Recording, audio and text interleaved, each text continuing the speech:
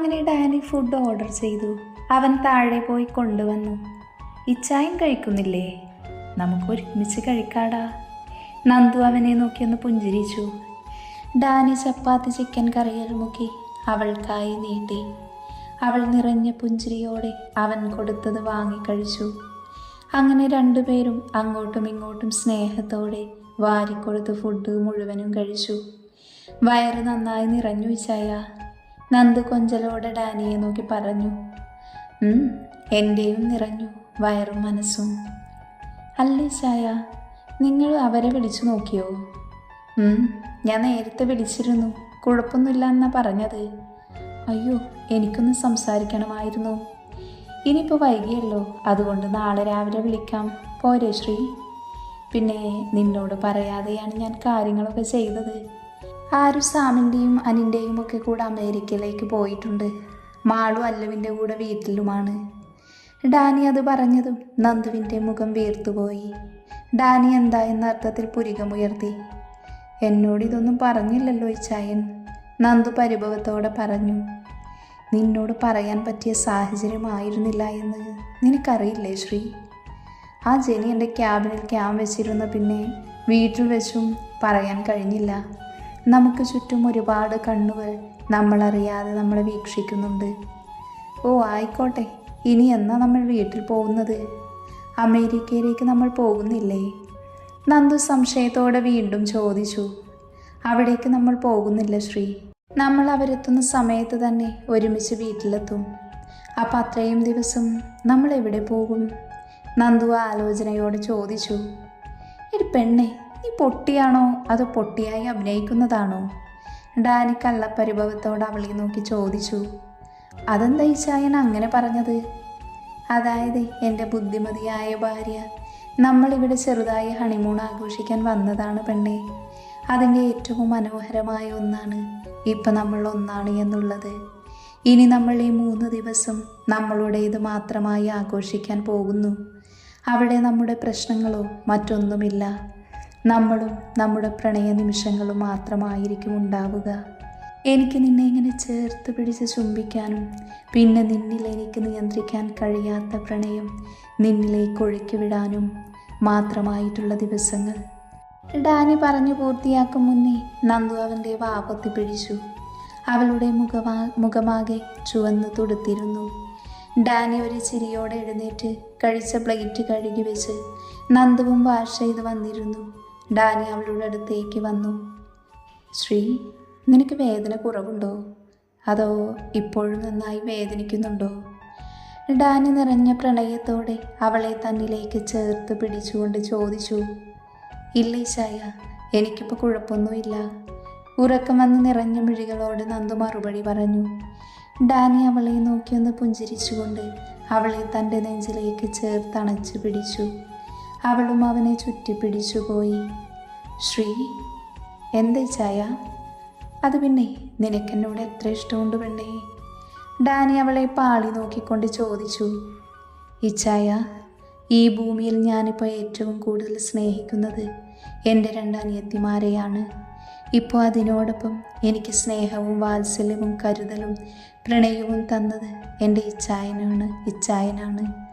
ഞാൻ ഒരിക്കലും സ്വപ്നം പോലും കണ്ടിട്ടില്ലാത്ത ജീവിതം എനിക്ക് വെച്ച് നീട്ടി എന്നെ ജീവന തുല്യം സ്നേഹിക്കുന്നില്ലേ? ആ ഇച്ചായനെ എനിക്ക് അതിരുകളില്ലാത്ത പ്രണയമാണ്. അടർത്തി മാറ്റിയാലും മാറാൻ എനിക്കിനി കഴിയില്ല ഇച്ചായ. അത്രത്തോളം എൻ്റെ ഇച്ചായൻ എൻ്റെ ഹൃദയത്തിൽ പതിഞ്ഞു പോയിട്ടുണ്ട്. അവൾ അവൻ്റെ നെഞ്ചിൽ മെല്ലെ ചുംബിച്ചുകൊണ്ട് പറഞ്ഞു നിർത്തി. അവളുടെ വാക്കുകൾ കേൾക്കെ അവൻ്റെ ഉള്ളം തുടിച്ചു. അവളോടുള്ള പ്രണയം നുരഞ്ഞു പൊന്തുന്നത് പോലെ തോന്നി അവൾക്ക്. അവൻ അവളുടെ നെറുകയിൽ ചുംബിച്ചുകൊണ്ട് അവളെ നോക്കിയപ്പോൾ കണ്ടു കൊച്ചു കുഞ്ഞിനെ പോലെ തൻ്റെ നെഞ്ചിൽ പതുങ്ങിക്കിടന്നുറങ്ങുന്ന തൻ്റെ മാത്രം ശ്രീയെ. അവൻ ഒരിക്കൽ കൂടി അവളുടെ നെറ്റിയിൽ അമർത്തി ചുംബിച്ചു. അവളെയും ചേർത്ത് പിടിച്ച് കണ്ണുകൾ അടച്ചു കിടന്നു. അവർ രണ്ടുപേരും ആദ്യ സംഗമത്തിൻ്റെ ക്ഷീണത്തിൽ പെട്ടെന്ന് തന്നെ ഉറക്കത്തിലേക്ക് വഴുതി വീണിരുന്നു. ഇതേ സമയം അമേരിക്കയിൽ അമ്മച്ചിയെ റൂമിലാക്കി ആ റൂമിൽ സീതമ്മയെ കിടത്തി. അവിടെ ഒരാൾക്ക് മാത്രമേ നിൽക്കാൻ പറ്റുള്ളൂ എന്നറിയാവുന്നത് കൊണ്ട് തന്നെ അനിയും ആരവും സാമും തങ്ങൾക്കായി നൽകിയിരുന്ന റൂമിലേക്ക് വന്നു. ആകെ ഒരു റൂം ഉണ്ടായിരുന്നുള്ളൂ. അതുകൊണ്ട് തന്നെ സാം അവൻ്റെ കൂട്ടുകാരൻ ആദ്യം തന്നെ വിളിച്ചു വരുത്തിയിരുന്നു. അവൻ അവൻ്റെ ഫ്രണ്ടിൻ്റെ കൂടെ പോയി.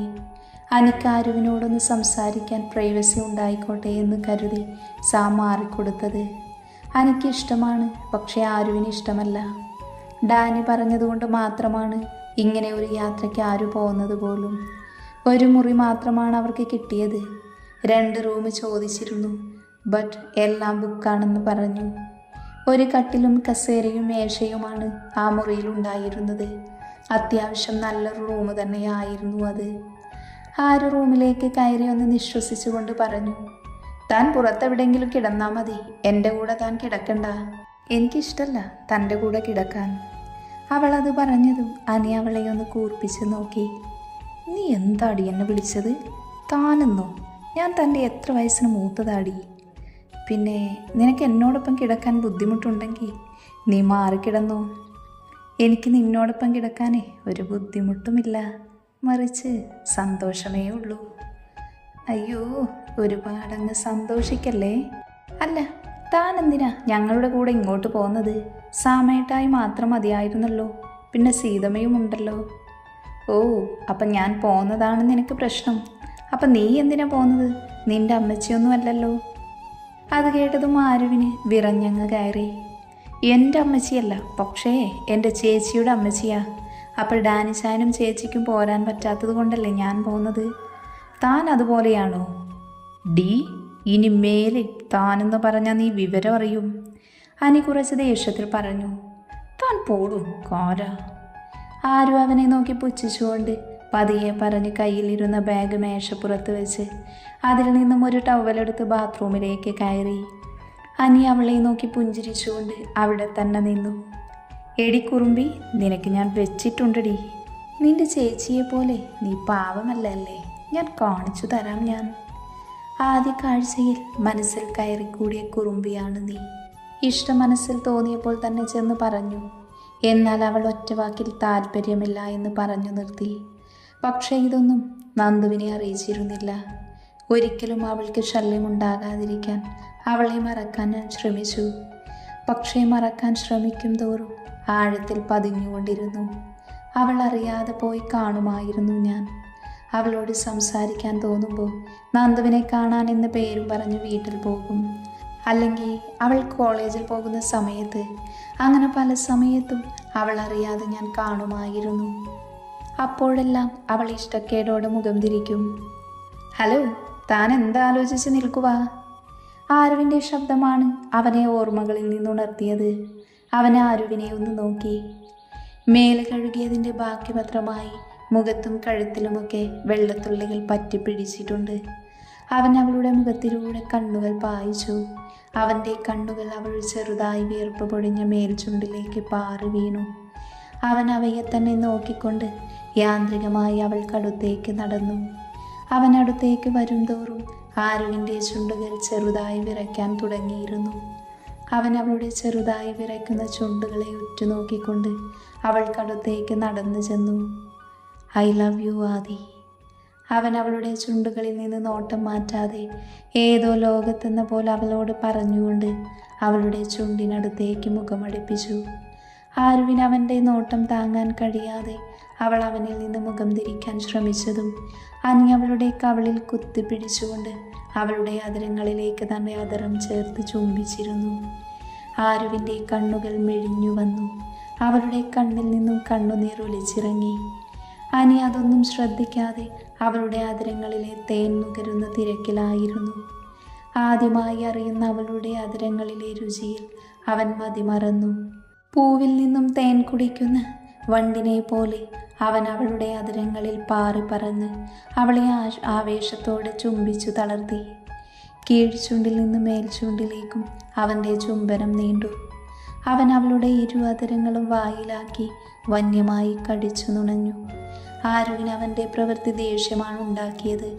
പെട്ടെന്നാണ് ആരു അവളുടെ സകല ശക്തിയും എടുത്ത് അവനെ പിന്നിലേക്ക് ആഞ്ഞു തള്ളിയത്. ആരു ദേഷ്യം കൊണ്ട് ചുവന്ന മുഖത്തോടെ അവനെ ഉറ്റുനോക്കി. അപ്പോഴാണ് താൻ എന്താണ് ചെയ്തതെന്നുള്ള ബോധ്യം അനിക്കുണ്ടായത്. അവൻ തെറ്റ് ചെയ്ത കുട്ടിയെപ്പോലെ തല താഴ്ത്തി നിന്നു. ആരു അവൻ്റെ അടുത്തേക്ക് വന്ന് അവൻ്റെ കവിളിൽ ആഞ്ഞടിച്ചു. ഒരു പെൺകുട്ടിയുടെ ശരീരത്തിൽ സ്പർശിക്കുന്നത് അവളുടെ അനുവാദത്തോടുകൂടി ആയിരിക്കണം.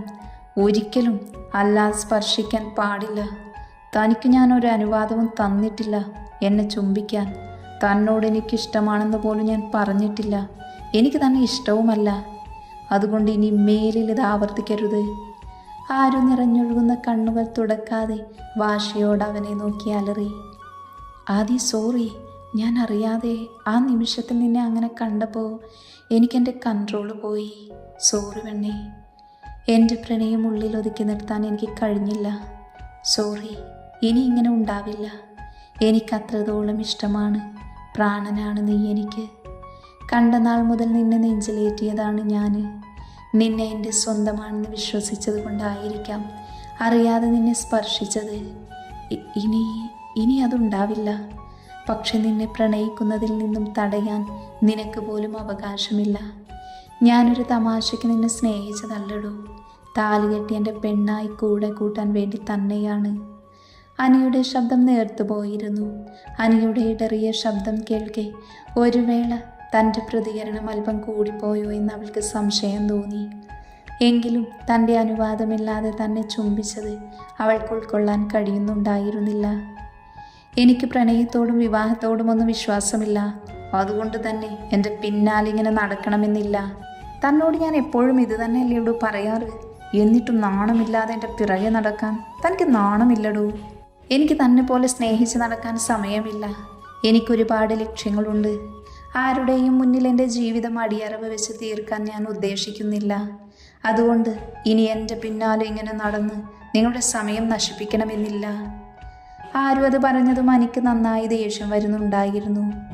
നിന്റെ ലക്ഷ്യം, പഠിത്തം എല്ലാം എനിക്ക് മനസ്സിലാകും. പക്ഷെ വിവാഹം, പ്രണയം അതിൽ വിശ്വസിക്കാതിരിക്കാൻ നിന്നെ ആരും പറ്റിച്ചിട്ടൊന്നുമില്ലല്ലോ. ഞാൻ അറിഞ്ഞിടത്തോളം നീ വെറും ഒരു തൊട്ടാവാടിയാണ്. നിന്നിലെ പോരായ്മ പുറത്ത് കാണിക്കാതിരിക്കാൻ ഇങ്ങനെ ദേഷ്യപ്പെട്ട് നടക്കുന്നതാണ്. ഇനി എന്തൊക്കെ പറഞ്ഞാലും ഞാൻ ചെയ്തത് തെറ്റ് തന്നെയാണ്. നിന്റെ സമ്മതമില്ലാതെ നിന്നെ ചുംബിക്കാൻ പാടില്ലായിരുന്നു. അതിലെനിക്ക് വിഷമമുണ്ട്, പക്ഷേ സന്തോഷവുമുണ്ട്. കാരണം നീ എൻ്റെ പെണ്ണാണ്. ഇനി എത്ര കാലം കഴിഞ്ഞാലും ഈ അനിയുടെ പെണ്ണായി ആരാധ്യ തന്നെ വരും. അതിൽ നിനക്കൊരു സംശയവും വേണ്ട. ഞാൻ എൻ്റെ അമ്മയോട് പറഞ്ഞിട്ടുണ്ട്. എൻ്റെ അമ്മയ്ക്കും പൂർണ്ണ സമ്മതമാണ് നിന്നെ മരുമോളായി സ്വീകരിക്കാൻ. ഇനി ശ്രീയുടെ സമ്മതം കൂടെ മതി. അവൾ സമ്മതിക്കുമെന്ന് എനിക്ക് ഉറപ്പുണ്ട്. താൻ അതും സ്വപ്നം കണ്ട് അവിടെ ഇരിക്ക്. തന്നോടൊന്നും പറഞ്ഞിട്ടൊരു കാര്യവുമില്ല. എൻ്റെ സമ്മതമില്ലാതെ താൻ ഇങ്ങനെ എന്നെ വിവാഹം കഴിക്കുമെന്ന് എനിക്കൊന്ന് കാണണമല്ലോ.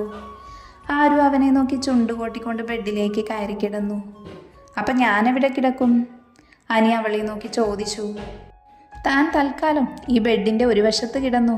എനിക്ക് എന്നിൽ വിശ്വാസമാണ്. തനിക്ക് തന്നിലും ആ വിശ്വാസം ഉണ്ടാവണം. അഥവാ എൻ്റെ അടുത്തേക്ക് വന്ന ക്ഷമിക്കുമെന്ന് മാത്രം താൻ കരുതണ്ട. ഇപ്പം കിട്ടിയതിൻ്റെ ഇരട്ടിയായിരിക്കും ഇനി കിട്ടുക. തനിക്ക് ഈ ആരാധ്യയെ ശരിക്കും അറിയില്ല. ഇനിയും 3 ദിവസമില്ലേ? അതുകൊണ്ടാണ് തനിക്ക് ഈ സൗജന്യം തരുന്നത്. ആരും അത് പറഞ്ഞ് ദേഷ്യത്തോടെ തിരിഞ്ഞു കിടന്നു. ഈശ്വര, ഇതിനെയൊക്കെ എങ്ങനെ വളച്ച് കുപ്പിയിലാക്കി ജീവിക്കും? അനി ഒരു നിശ്വാസത്തോടെ പറഞ്ഞുകൊണ്ട് ബെഡിൻ്റെ ഓരത്തായി കിടന്നു. പക്ഷേ അപ്പോഴും അവൻ്റെ മനസ്സിൽ ആദ്യമായി അറിഞ്ഞ ചുംബനത്തിൻ്റെ മാധുര്യമായിരുന്നു നിറഞ്ഞു നിന്നിരുന്നത്.